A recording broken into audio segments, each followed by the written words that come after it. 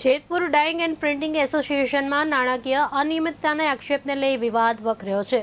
ચૂંટણી પૂર્વે એસોસિએશનના કરોડો રૂપિયાના હિસાબને લઈ સવાલો ઉઠતા સમગ્ર મામલો ચર્ચામાં આવ્યો છે।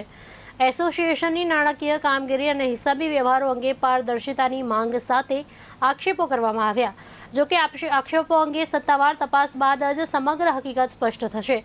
ચૂંટણી પહેલા સામે આવેલા વિવાદને પગલે એસોસિએશનના સભ્યો પણ ચર્ચામાં ગરમાવો જોવા મળી રહ્યો છે।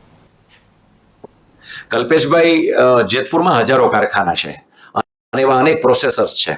આપ જે પ્રમાણે વાત કરો છો કે આટલા નાણાકીય વહીવટો છે, આ બધું છે, અને આજે જવાબ નથી આપતા, હિસાબ નથી આપતા, તો બીજા કોઈ કેમ પ્રશ્નો પૂછતા નથી? કારખાનેદારો તો ઘણા છે।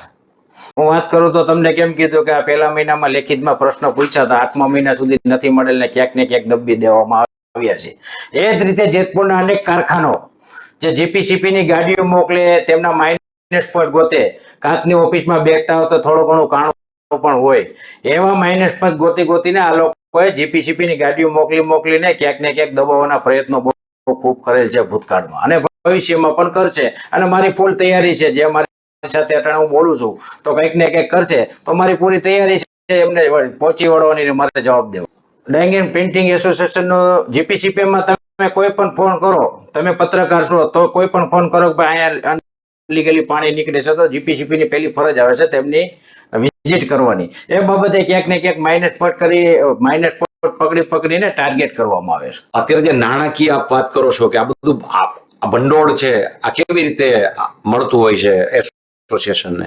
આમાં સાડી દીઠ પેલા યુનિટ બનાવો એટલે એમને મંજૂરી લેવામાં આવે છે, કન્સાઇન લેવામાં આવે છે, ને પછી મેન્ટેનન્સ ચાર્જ મહિને લેવામાં આવે છે, એટલે 3 મહિને વસૂલવામાં આવે છે। એ જો કે મહિનાનો ચાર્જ છે સાડી દીઠ 130 રૂપિયા, એટલે 72 સાડીનું ખાતું હોય તો 10,000 રૂપિયા આસપાસ થાય છે। એવા આપણે તમે સમજી લ્યો કે 1,10,000 સાડી છે, તો એમ સમજી લ્યો કે મહિને 1.5 કરોડ રૂપિયા આસપાસની રકમ મેન્ટેનન્સ ચાર્જ વસૂલવામાં આવે છે। તેમ છતાં ક્યાંક ને ક્યાંક પોલ્યુશન આ થઈ રહ્યું છે, તો આ રૂપિયા જાય છે ક્યાં? પ્લસ મેન્ટેનન્સ ચાર્જના પૈસા તો આ લોકો લે છે, પણ જે મૂડી એફડી તોડવામાં આવી છે, કઈ બાબતે એફડી તોડવામાં આવી છે, જે પ્રોસેસ હાઉસના પૈસા છે એ ક્યાં નાખવામાં આવે, નીલગીરીના પૈસા છે ક્યાં નાખવામાં આવે? મહત્વ છે જમીન, જે 100-150 જમીન છે, જમીનની ક્યાંક ને ક્યાંક હિસાબ કિતાબમાં લેવી જરૂરી છે, ને હાલમાં ભવિષ્યમાં જે યુવા પેઢીઓ આવે છે તો એમને પણ ખ્યાલ પડવો જોઈએ કે આ જમીન અટાણે આમના નામની છે પણ ખરેખર છે એસોસિએશનના નામની।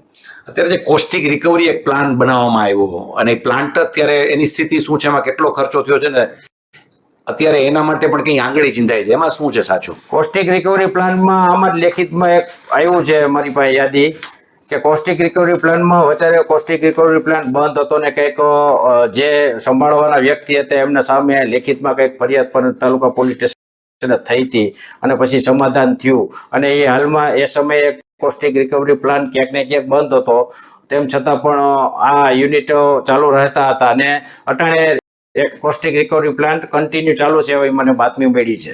કોઈને જવાબ આપવાનો આવતો નથી। મને તો હમણાં 4 દી પહેલા ખબર પડી કે ભાઈ કારોબારી મેમ્બરને પણ આ લોકો 2-3 જણા હિસાબ દેખાડતા નથી, કઈ પૂછતા નથી, કઈ કરતા નથી। 2-3 જણા જ આ લોકો વહીવટ કરે છે, અને હમણાં જ જે 2-3 દી પહેલા કારોબારી મેમ્બરોને મૌખિક હિસાબમાં અડધી કલાકમાં છેલ્લા 6 વર્ષનો હિસાબ સમજાવી દેવામાં આવ્યો હતો, એવી મને વાત મળેલ